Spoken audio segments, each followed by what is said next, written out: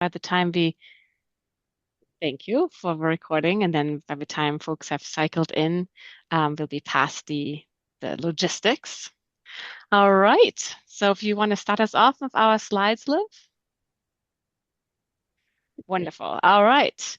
So we're not quite Give in me one presenter second. mode yet. There we go. Beautiful. All right. So closed captions are available over Zoom. So if you want to have them, here are the steps for enabling them. And you can also, if you have trouble with it, put it into the chat and Cora and Ellie will help with those. So let us know if you need help for getting closed captions. Next. Sorry, I need one of them to start them because I'm not able to in this view. Ah, okay. Did you guys actually do that? Cora Liv? Cora and Ellie? I think I saw Cora nodding. Okay. So I think they should be on now. wonderful. All right. Here is the folks behind the scenes for making this happen. This is a slide you know and love, hopefully. And I've seen that some of them are here today, so they'll be jumping in as well with thoughts and questions as we all have them. And hopefully everybody is going to do that. Next slide, please. This is our slide on the Consortium on Addiction Recovery Science. Back when we started our initiative to advance the science on recovery community centers, a number of other groups also did work and started work in the addiction recovery space. And we all got together after being funded from the National Institute on Drug Abuse to help each other in our shared mission of advancing the science on addiction recovery. So we always share this slide for things that are currently going on to see if there's anything else you guys want to participate in. There are work groups happening and seminars, and they are listed here. So ISTA is hosting a monthly seminar series. The next date is on the 17th on the role of social networks and supporting residents taking medications for abuse disorder in recovery housing settings. We also have work groups going on that are happening sometimes monthly, sometimes bi-monthly for the recovery research informed by situational experiences, for engaging loved ones, and also measures and metrics in terms of how do you measure recovery process. And we have all the dates listed here. If you want further information on it, we can absolutely get them for you. The showcase series is happening again on the 11th, which is where the whole consortium comes together to where one person presents and everybody else chimes in with support for their research questions and ideas and so forth. And I think we also have a call for papers. We have a toolkit for doing partner work with communities. And if you want to become a member, of course, how you would do that. All right. So much for building the overall community for science in recovery. Next slide. We, of course, maintain a list of recovery community centers because as far as we know, there isn't another group who's doing it. And the goal of the list is really for people to know if there's an RCC near them and for people who want to partner with RCCs to know if there's somebody near them that they can partner with. So we currently have 235 plus or so RCCs on this list. It's publicly posted on our website for everybody to find. If there is an RCC you know of that is not listed, we would love to hear about them so we can spread the word. So please put it into the chat or email us afterwards. We'd love to add them. All right, and that brings us right to our live feature. Lesley Pregenzer is here to tell us what happens when you walk through the door for one of their or all of their RCCs. Go ahead, Lesley. Good afternoon, everyone. Thank you very much to everyone for allowing me to present and talk up the beauty of Favor Upstate. My name is Lesley Pregenzer. I'm a woman in long-term recovery from substance use disorder, and it's only because of my recovery that I'm able to serve as CEO of Favor Upstate. I've been asked today to talk about how we have built on the shoulders of the leaders who came before us. Favor Upstate today is one of the largest and most comprehensive recovery community organizations in the United States. As a peer-led organization, we are grounded in peer experience. We provide no-cost, barrier-free services, and this is to across the upstate of South Carolina, which serves 1.4 million residents. Excuse me, it doesn't serve. There are 1.4 million residents in the upstate of South Carolina. Favor is one of only 3 recovery community organizations nationwide to receive 3 consecutive CAPRS reaccreditations. And Favor recently helped position South Carolina as 4th in the nation to create a certification for family program support specialists. When we first opened our doors in 2013, like most nonprofit service organizations, we were powered by love, passion, eagerness to serve, and a deep desire to bring recovery from SUD into the light. At the time, what we lacked in structure, we absolutely made up for in heart. Programs sprang out from good intentions and a deep desire to help individuals and families. But like many young organizations, we were still learning, if even thinking about the systems, the support to staff, and the guardrails necessary to keep our people healthy and our mission strong. All right, let's go to the next slide, please. In 2013, as I shared, Favor was a passionate grassroots organization fueled by heart and vision. Over time, we evolved into a structured 9-county recovery network with the systems, leadership, and stability required to meet the needs of the entire Upstate. Next slide, please. Our workforce has transformed from a small, passion-driven team into a professionally supported recovery workforce with clear pathways for career development, protective guardrails, trauma-informed supervision, dedicated to staff wellness and growth. Next slide, please. As far as our services are concerned, our programs have expanded from a small peer group to a full continuum of recovery services, also with harm reduction, family services, and HIV Hep C testing. Today, our work spans hospitals, first responders, community organizations, and statewide research initiatives. Next slide, please. As we began as a locally known nonprofit, we have grown into a recognized state and national leader.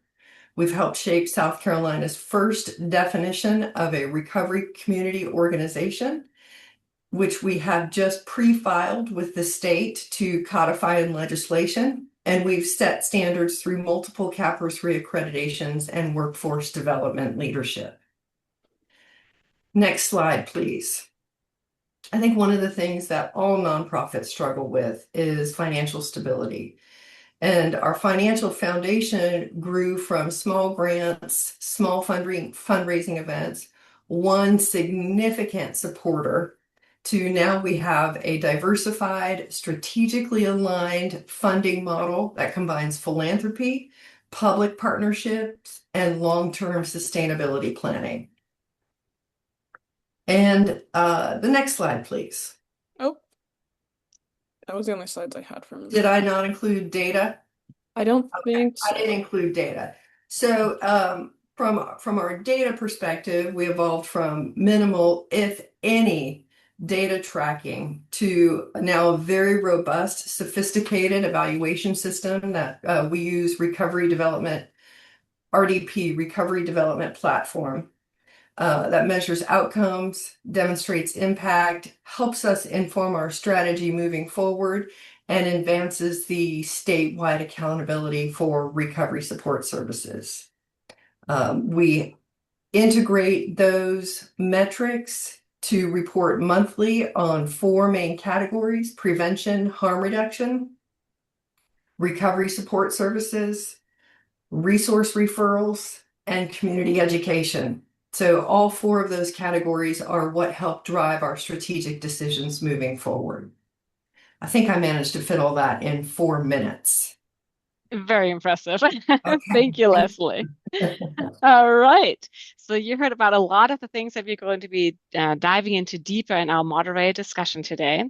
As many of you might remember, we originally had a different seminar scale for today, and the speaker needed to rescale. So we hope to be able to get to the pilot data on recovery storytelling at some later point. But given that we sustainability is a topic that is important, that there are many changes in the world and things, there's always challenges to everything. We thought it would be wonderful to reflect on longstanding RCCs and how they have weathered the storm, navigated the waters, and also how they have grown and adapted over the years. So that's why we switched to this topic. And to get you all ready for our discussion, which I hope you all jump in, we prepared some polling questions. So Cora, if you can start those up for us. I'm starting them. Cora, don't worry. Yeah, okay, thank you. Very good, my bad. All right, so our usual demographics, followed by the polling questions for today's seminar. As always, just click the answers and then use the little gray tab on the side to scroll down until that submit button turns blue. And we try to get at least, what was it, 80% we're shooting for. So please go ahead and answer these.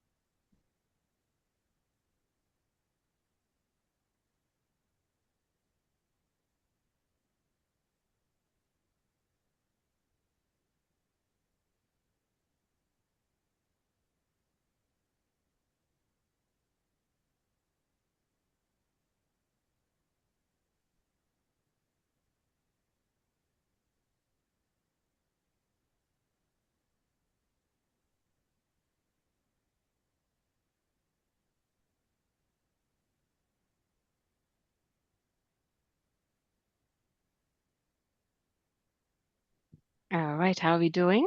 65%. Wonderful. We'll give it a couple more minutes. And Liv, if you'll be so kind to jump to the last slide. So for those who are ready, if you can just share the last slide on upcoming seminars while folks are finishing up the poll, that's possible, right? You're not interrupting. Yeah.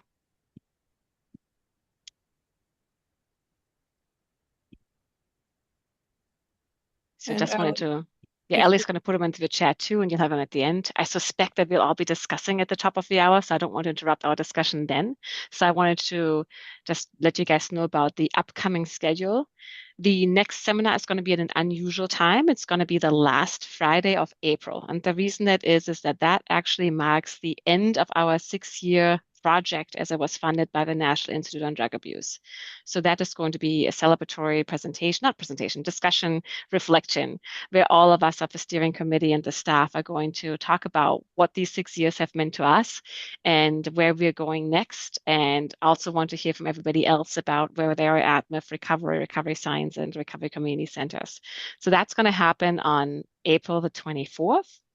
Even though our funding ends at that point, we are not going anywhere. We are then going to continue on just because I would not want to miss you all and our discussions. And you can see we already have some seminars scheduled for thereafter. We're going to be hearing about the results of a statewide survey of recovery community centers in Kentucky on the first Friday in May. What must be the second Friday in May. And then we have also second, because of the 4th of July holiday, in July, we have Amy Miracle and Lenny Jason presenting on the importance of recovery housing and building bridges to enhance recovery support. So that's our upcoming schedule, and we'll fill them in afterwards as we get them. All right, how are we doing on polling? 76%. We'll call it here. Is it gonna let me? There we go. All right, and then I hope for everybody this popped up so you can all see the results of the polls. And if you scroll all the way to the bottom, you can see our 2 questions here. And what we have in terms of which of the following are challenges RCCs have encountered, check all that apply. we had lots of different things. The most pronounced is 79% of us thought that funding sources disappearing was a challenge that RCCs are facing, and figuring out best how to support staff and volunteers is coming in with 74% thereafter. But all of them have a high percentage of all of us believing that these are challenges, and we'll hear more from our speakers in a moment what these challenges looked like. One of the challenges we listed was collecting data for funders, and we asked then what kinds of information is needed to really communicate the importance of RCCs. What can you tell funders? What should the community think about when they think about the impact of RCCs, and how can it be measured? So we have a couple of suggestions here, and we were hoping that you guys also write in more and also in discussion bring up more. Here, the number one thing that was picked, 79% of us were saying it's the number of people who are regularly engaged in recovery community center activities. So participants who attend meetings regularly, who utilize multiple services within the RCC. And that was 79% of us thought that was the important statistic, as opposed to 59% of us who said that it's just the number of people who walk through the door. So keep that thought in mind, because that's definitely a balance. We also had, data on participant outcomes in terms of measuring their recovery and their recovery capital, and then data from participant experiences, feedback on the services that the RCC offers, what services they like and they don't. That these are really important pieces of information to collect and reflect on. All right. With that, we can move over. If you want to move us back to the slide for our presenters. Here with us today are Angela Burton, Rebecca Allen, and Joey Supina, each of whom are representing an RCC that's been around for a really long time. So I'm going to start us off by simply asking Angela, Rebecca, Joey, how long have your RCCs been open? And we can stop screen sharing and maybe highlight the speakers so people can see them and then discuss. So who wants to go first? How long has your RCC been open? Angela, can I call on you first? I guess I'll go first. Yeah. So DRP has been around since 2001, becoming official around 2003. And Joey? We started in May of '96. Will be this May 30 years. Wonderful. Rebecca? Hi, good afternoon, everybody. So CCAR was founded in 1998, and we opened our first recovery community center in 2004. Wonderful. So many decades, many years, many things have happened since then. So my question to you is, in what ways is your RCC different today than when you first envisioned it? So many different things have happened. So many different people have been part of creating your centers. In what ways are you the same or different than when you first envisioned your center? And anybody want to go first? I'll start again. I'll go first. Go for it. It's very different than when we first started. Our values and mission have always stayed consistent. That has not changed. But the way that we offer services has changed, because initially we started just as recovery support. And as the years go by, you find the needs are great.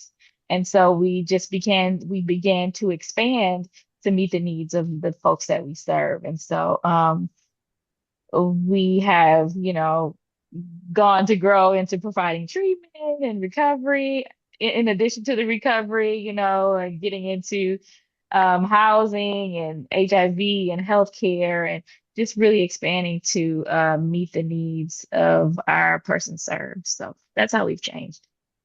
And if you follow-up question, Angela, when you say you're also now doing treatment and other things, is it like a separate space for the recovery piece, or is it all integrated? Absolutely. Like, if we keep that separate, but we also integrate how folks, it's an easy flow, I would say now. So, we know that there are many pathways. So we sort of allow people to come in as they need to.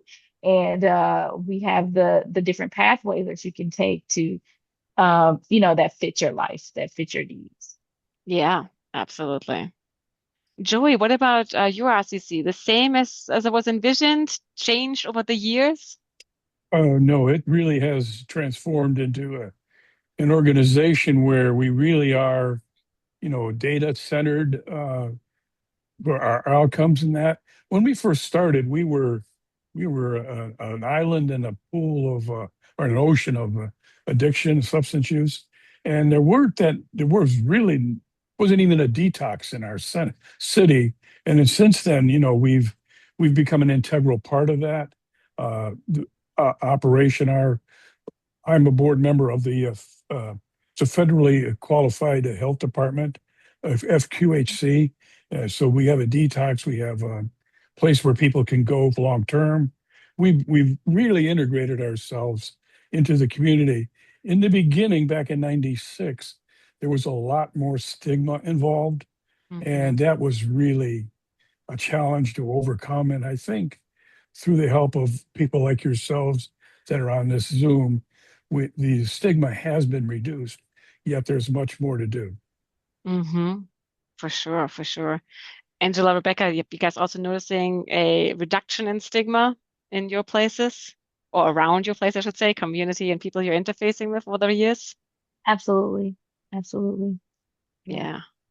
Which is progress in the right direction. More to go, Joy, for sure, but it's nice to see also some progress made. Rebecca, what about you? Is CCA the same now as it was envisioned? Yeah, so thank you for asking that. And this has given me an opportunity to kind of dig deep, right? I've only been with CCAR for 13 years. That's Only. approximately only that's approximately half the time that the organization has been around. And just like Angela, our vision and mission hasn't really changed. That has stayed the same. But again, adding different types of services, that's been a change. But when I'm thinking about it, I think the biggest change was, when we envisioned the recovery community centers, there was kind of the thought of, build it and they will come, right? Mm-hmm. Now we're more, going out into the community and actually, meeting people where they're at, right? Mm-hmm. So I would say that that's probably one of the biggest shifts in how we're, interacting with our local recovery communities. Mm-hmm. I love this thought about build it and they will come. In mHealth technology, it's the same idea. It's like if you just have the tools, but that's only the first step. It's really the kind of work that you guys do with actually being part of your communities, the reaching out, the building relationships, the finding people where they're at and understanding what they need and want. And that has for you changed a lot, or for CCA's life, where you have done that more and more. Absolutely. We tried to really kind of stay in the space that we were in. So we don't do clinical services. We have, so harm reduction is a little tricky for us, right? So I would say that the harm reduction, the philosophy of harm reduction and what it's about, we embrace, right? It's the actual services that we feel that we have we have harm reduction organizations in our community already, and we invite them in. So we're not trying to duplicate services. We're trying to kind of stay in our wheelhouse, in our lane, as far as being experts in recovery. We have so many community partners that do other things. We don't feel like we ourselves have to take that on. That makes sense. And there was a question from Nicole in the chat. What does it look like that going into community, and how do you make these community partnership connections? If you can speak a little bit more about that. Yeah, no, that's a great question. And it's going out there and doing it, using Google, using your local community, finding out where these services are, knocking on doors, emailing, phone calls, it actually also inviting them into the center as well, so it's not just that one way where we're just always, coming out to you, we want to invite you in as well and really have those shared resources and also that shared knowledge. Is that how DRP and Sandusky are also doing it? I can say she's spot on. One of the things that we've done, we're going on our 13th annual recovery walk, where we invite all the stakeholders in our community to be involved, and we do a walk. And Little Sandusky, Ohio, has been garnering about 400 to 500 people every year for 13 years. We have the chief of police, the fire department, all the courts, all that come in together, and we make a walk showing the community that recovery is possible. And I think that little initial recovery walk we did 13 years ago, it was just remarkable how many people showed up. And today they still are doing that. And I agree, like the different platforms that we're on, we Facebook, all those, you reach out. We have a high school that's using our facility for people that do not fit in somewhere else. And so to become an integral part of the community is really important, so people know that people in recovery are an asset rather than a liability. And I kind of agree with what's been said so far. There's things that we stay in our lane for. If you are what you do and you don't, then you're not. And we're a recovery community center, and that's what we do. And we're not clinical, and I don't expect us to become that. And staying in our lane has really, and we have partnerships with everyone. We have MOUs and contracts. That's the way to really, from Sandusky's Artisans standpoint, to become a part of the solution rather than part of the problem.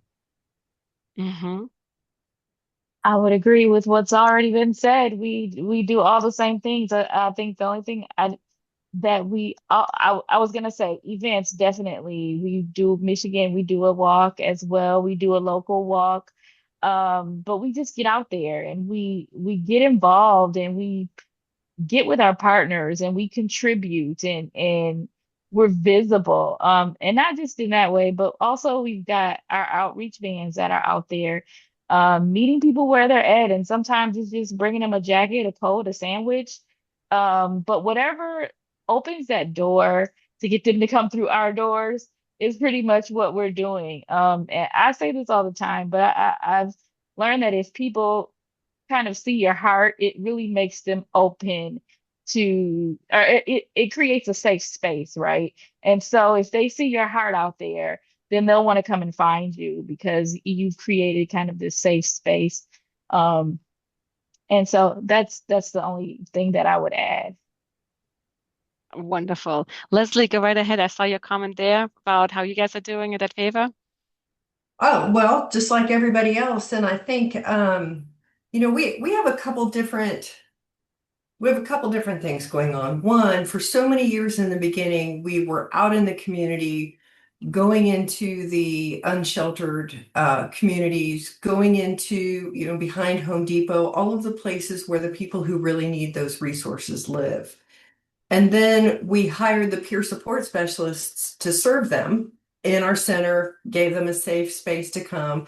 And now we've kind of found ourselves in the place of, we have put so much energy into providing evidence-based, best practice peer support that we've kind of not put as much emphasis on the community engagement. And now we're going back to that. By community engagement, we also do things like host booths at the farmers market. We, as I shared, we walk in the holiday parades. We, anytime we talk with anybody, we share who we are and what we do. My husband runs the community foundation, and when he talks about what we do, he says, everybody knows about you. So I'm very excited about that. Excellent. And Vinod, did that sort of like answer your question about who people are reaching out to, how the RCCs are connecting? Or did you want to ask a follow-up? No, that was great. Thank you.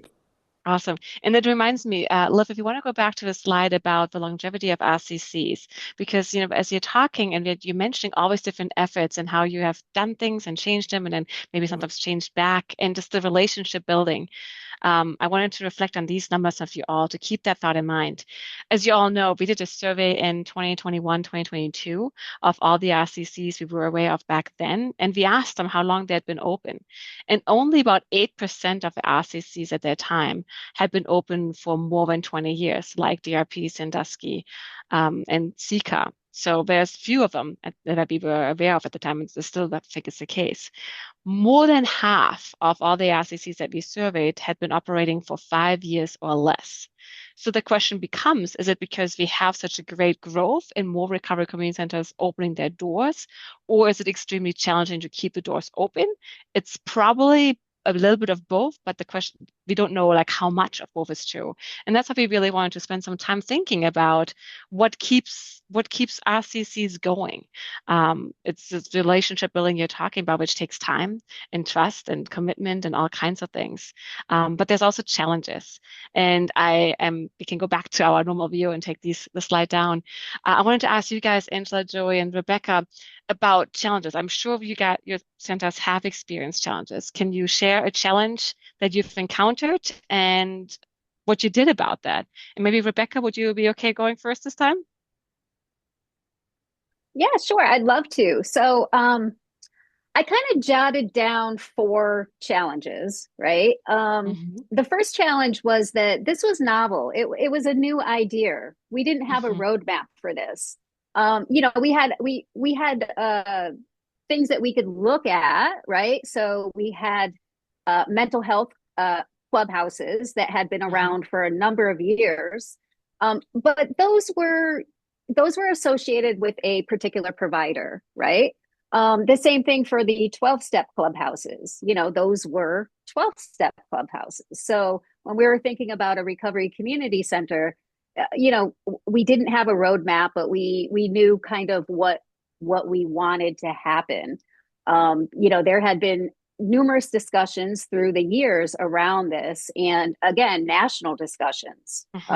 So there was a coordinated effort to build these recovery community centers. So that was one of the challenges. Was it's new. How do we do this? Another was back in 2004 and even 1998 when CCAR was founded, there really wasn't much outside of the 12-step community. And the 12-step community was very, there was that anonymous, right? People were so used to being anonymous. And how can we talk about recovery, outside of the 12-step, rooms and meetings? So that was definitely a challenge to get over. I think we've definitely made some progress in that. And I have to give a shout out to Greg Williams and his film Anonymous People in 2013. That did a lot in helping to kind of overcome that, so I want to give a shout out to Greg for that. And back when the first recovery community center opened, it opened in a community where I was very familiar with. And it was very hard to access treatment back then. There weren't very many treatment providers that were for substance use disorder, right? They were very siloed in, there was a lot for mental health, right? That was during the time when a lot of state hospitals were shut down and those services went out to the community. There was never enough services, but at least there were some services. But for individuals, that just had the addiction piece or the substance use disorder piece, there wasn't a lot of treatment available. And what was around was very hard to access. Everything kind of had to line up. You had to have the right insurance and whatnot to be able to access treatment at all. So definitely that access to treatment has improved over the years. Now, it's never 100%, but now it's the norm rather than the exception. Those are just some of the challenges that we've had and some that we've been able to, make some progress on. So I think there was only 2. Do you have more on your list? Nope. I thought there was some related challenges. Very good, very good. Like, of course, when you say anonymous alcoholics, if Anonymous was part of it, and here we are living out loud recovery and shouting it from the rooftops. That is a huge cultural shift in over decades, but nevertheless, a huge cultural shift when you think about it and reflect upon it. Thank you for reminding us of that. Sure. Joey, what about challenges Sandusky has encountered? Or has it Well, been smooth sailing? I want to say thank you, Rebecca. That was our, you read my mail. The anonymous people, we premiered that here at our local movie theater, which we only have one. But I had really forgotten about. And we had shown it at our center, on occasion too. It was really kind of a moment in history where we came out of the darkness and shouted out loud, a little bit across the nation that recovery is possible. And the anonymity part of it is understandable for someone who may need to remain anonymous, like because of their profession. But speaking for a person in long-term recovery myself, I mean, everybody else knew that I needed recovery before I did. So it wasn't like it was a secret. But I really agree with what you said. And the stigma part was absolutely burdensome in the beginning. We did not have a detox. It was like you had to tell people to go to the psychiatric unit, have a couple of beers before they went. I mean, it was like there were ways of getting around it, but it was not what I would like to return to. And I'm so grateful that we've come this far. In my lifetime, I never thought that I would see so many different treatment centers in our area and facilities where a person can just get all kinds of help. And we need more. We need to make sure that never slides back. And I think that is where my impetus is now, where, being a part of this community, we're in a gentrified area in downtown Sandusky, which is sort of a vacation spot location. We're on the lake and all that. So to be a part of that community downtown and have them actually give us, some accolades for being there, it's just a complete shift in the way some people think. And it's a good shift. And again, like I said, I stay in our lane. If you are what you do and you don't, then you're not. We're about recovery. We will not turn anybody away. We may not be able to help them, but we're going to be able to guide them to the right person. And that's where we're at with that. And I think that over the years, fighting stigma was it was really difficult. But I'm glad to be amongst those who are doing it alongside me, even though I've never met you in person. I know that in your heart there is goodness to help everyone that needs help. And our organizations, and like that's on this Zoom meeting, it's just another word for love. Beautiful, and 100% agreed. Now I have to follow up before I go to Angela. You said RCC should be even in more communities. We shared that we know about 225 in the nation. Is that a good number, or should that number go up? I think every community that has a police station should have some sort. I mean, I understand that you're not going to get a facility that's got 3 floors and all the things that go along with it, but you should have some spot, some house, something where people can go, where they feel welcomed. And the Recovery Community Center it's in the name, Recovery Community Center. Substance use happens in isolation. Recovery happens in community. And you can't expect someone. That's connection is what we need. When you go to a 12-step meeting or a program, whatever it may be, there's other folks in there with similar problems discussing. It's the connection between, it's from one heart to another. We speak the language of the heart. And Indeed. I don't know how to, there's no way to describe that other than you'll know it when you feel it. It is kind of tantamount to, if I was to tell somebody, a lady, how it feels to have a baby, I'm only reading a book at the best. But if two women get together, they discuss. Same thing with two people that have a substance use disorder or mental health challenge or something very similar. They understand each other on a level that is intimate. Hmm. Exactly. It's a community. Perfect. Angela, DRP, no problems over 20 years? The way you say that makes it sound so funny. Um, well, listening to you guys, it's really interesting, brings back a lot of memories.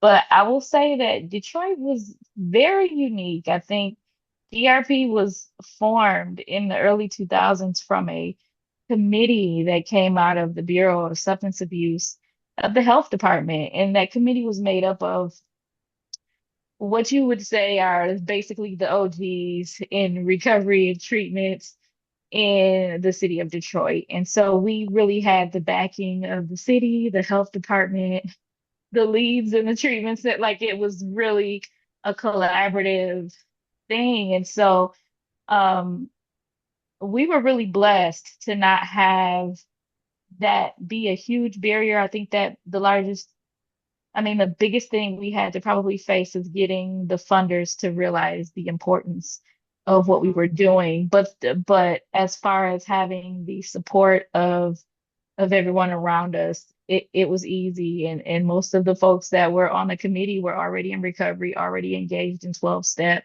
So it was pretty smooth. And so I'm super thankful for that. I would say that we face barriers as the system has changed, right? Because you guys know how things change. The way that the city gave out money changes, the way that the federal government changes. We switch from one county to another, and really having to learn how to be nimble. I think that was our biggest lesson that came from those type of challenges, just to be nimble, and really get to know, develop relationships.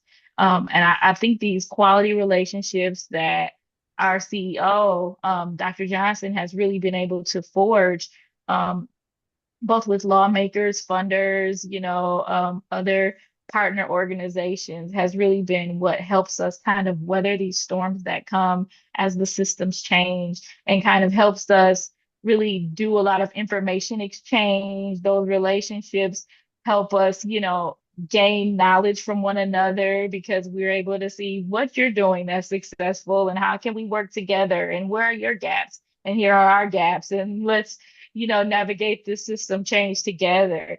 And so I would say that would be the biggest challenges that we face have always been, like the shift of a system. So community, not just in terms of the support you're providing for the people you want to serve, but also amongst each other to navigate challenges together from center to center, from organization to organization, to really build the community there too, to support each other through changes, which are always challenging. Always challenging. Mm-hmm.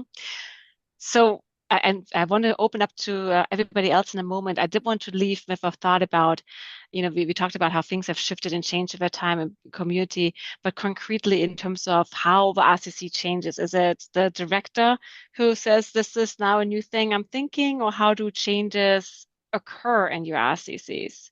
Where do new directions come from and new ways of doing things? And Joey, do you want to go first?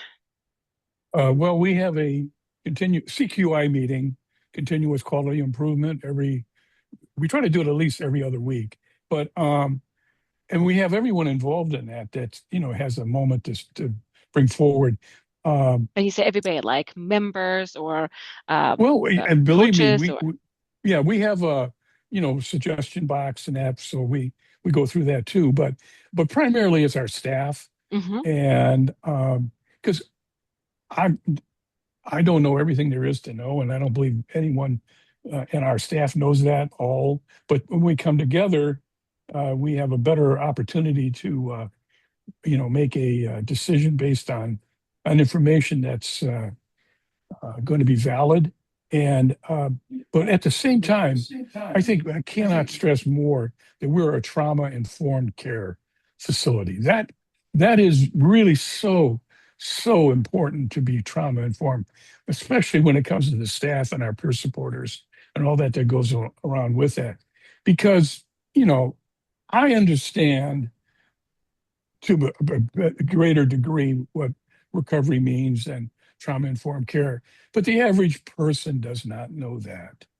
And therein lies the issue that we need to somehow come to grips with to make sure that we spread that word, not only amongst our staff and our center itself, but bring it out into the community, be a little more open-armed, be open-minded, to help those that have less.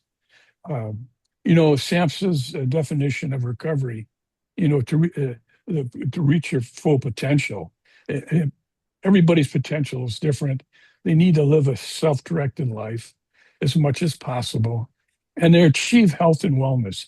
And the lovely thing about that definition, it doesn't mention substance use. It doesn't mention mental health challenges. It just says, this is what recovery is. And I just love that. We have a meeting, Aging Gracefully in Recovery. It's for us older folks. But everybody attends it. I mean, we have 20-year-olds in there, which is really great. And here's another thing. With being in the recovery movement, when you get to be my age, I'm 78, I'm hanging around with 20-year-olds. That doesn't happen in the other world. Most people don't, So we have been given sort of a left-handed gift from my unfortunate substance use disorder, but I have been given the gift of recovery, which allows me to open my heart because somebody opened their heart for me. And I never want to forget that. That's beautiful. And I did not realize that you had those meetings and it's 20-year-olds, 70-year-olds all grappling together. I love that. And the other thing that really sticks with me is, so you mentioned the open hearts, but also the open minds for the change that are coming and that you're contemplating. Rebecca, how does it look like for change in SECA and how that came about? Yeah, so I love what Joey just shared around, approaching things with a trauma-informed lens, right? I wrote something a number of years ago around trauma-informed because I realized that CCAR has been using that since the beginning, right? If you just substitute like trauma-informed with love, right? We approach people with love, and it's okay to say that, right? So I love what you shared about that, Joey. We use a participatory process at CCAR, meaning that, the folks that come in and use our centers, that's where we get our feedback from, as well as our staff too.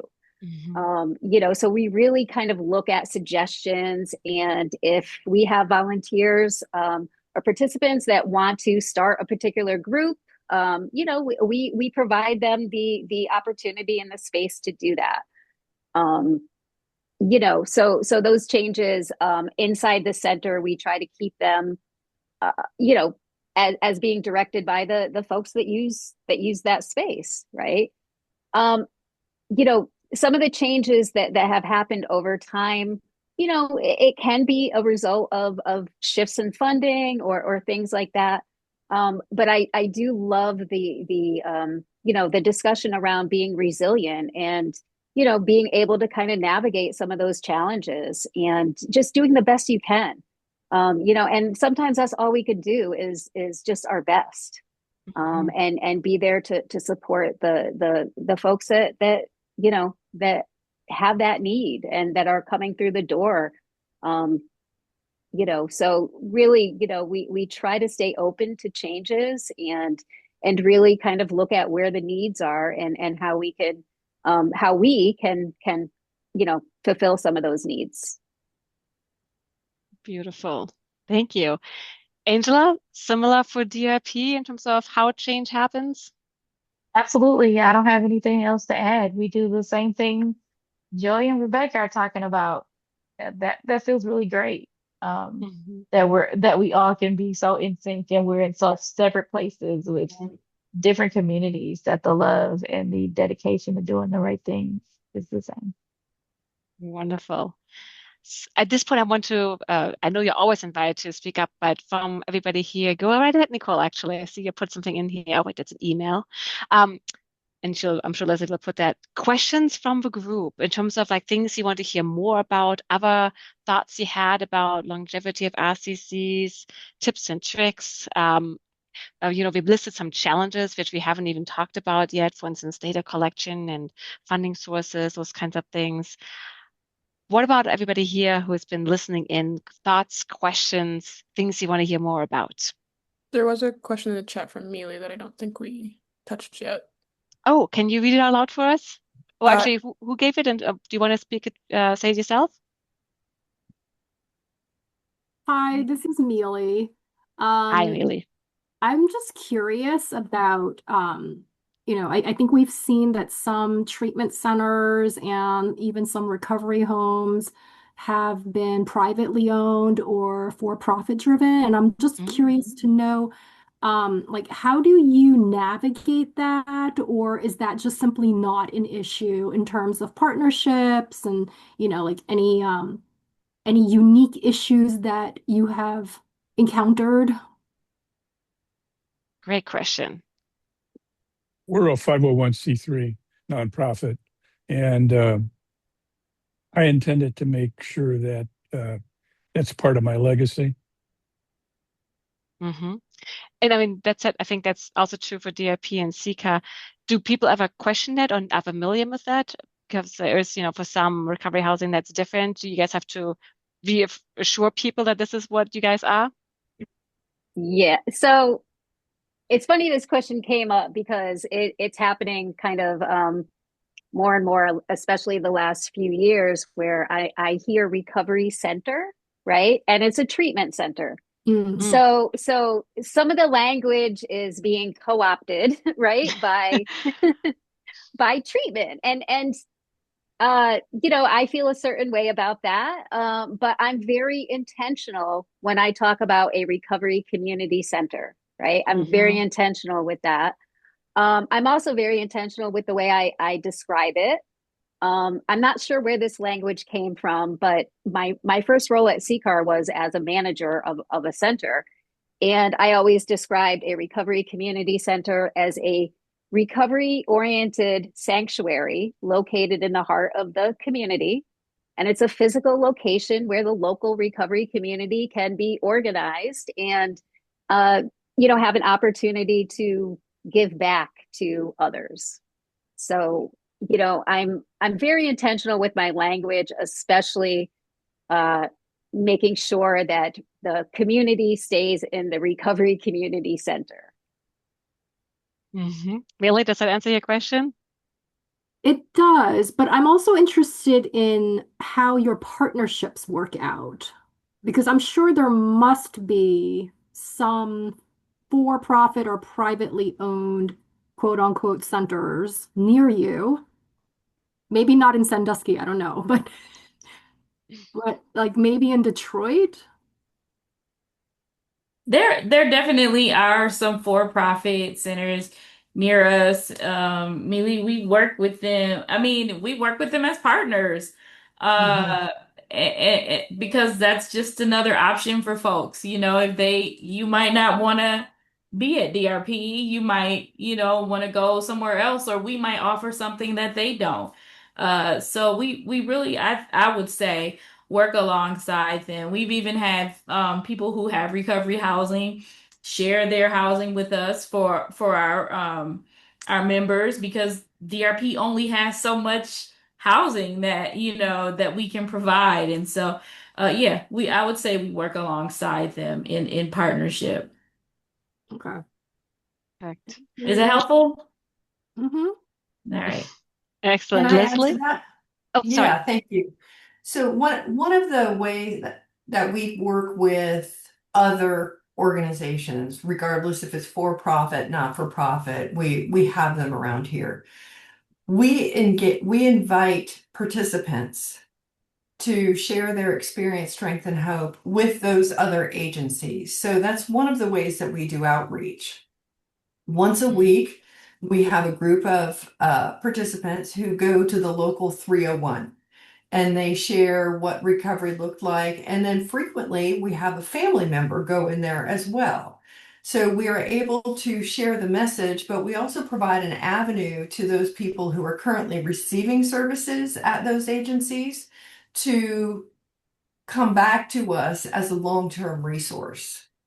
Another example is we have a formal partnership with one of the agencies where when individuals are trying to get in for detox, but a bed is not available, that agency will forward them to us so that we can maintain engagement with them and make sure that they continue to call and check on a bed and advocate for themselves.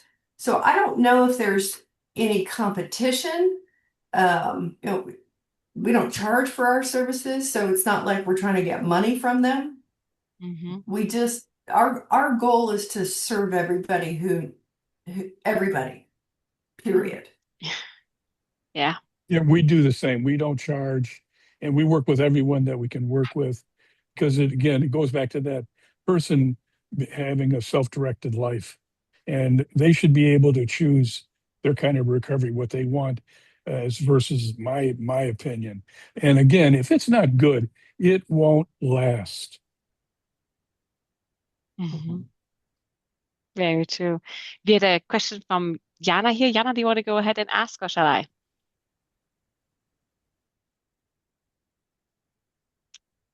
I'm not sure if Jana's still here. So Jana was hoping to hear a little bit more about how you support your recovery staff, because they are encountering a lot of different people, a lot of different situations. They are in recovery themselves. How do you keep your volunteers and staffs whole? Well, we were a place for the training of peer support. I was a peer support trainer, and I was part of the curriculum. And one of the things as an instructor, the first thing I would tell the class, no matter which class it was, I wanted them to remember one thing, if nothing else. The first rule of peer support is self-care. And when you get into this field, you need to monitor your own well-being. That's why we do that continuous quality improvement. It's not just about our center, it's about the people that work there too. Yeah, I would add too that we've always approached, especially our staff, from a place of generosity. We pay people well. They have great benefits as well as paid time off, holidays, all of that. I think we have like 13 or 14 holidays through the year. So that's the minimal that way that we support our staff. But as well as, regular staff meetings, check-ins, making sure that they're, that they have that support, not just in their role, but also, as a person in recovery, we're peers, right? As far as our volunteers and our participants, the people coming into our centers, we talk about self-care. We talk about how to navigate difficult conversations. We have all types of different support groups, all recovery meetings, and that are tailored towards certain populations, like a all women's meeting or all men's meeting or a Spanish speaking meeting, things like that. And just kind of really giving people a safe place to come and to share openly. And if they just want to sit and just, be there, then that's fine too. It's really difficult right now for a lot of folks. And, there's a lot of fear and uncertainty right now. And we just do the best we can to try to, just embrace folks with that, and approach them with love. Beautiful. I will say that we are at the top of the hour. We're going to be here for another half an hour to really dive into more topics. A lot of us also likely have to jump off since it's past the hour. So this is where we will stop the recording that we will share online. Anything said after this point, we will have notes on so that people can read the thoughts, but anonymized, so that it's available as well.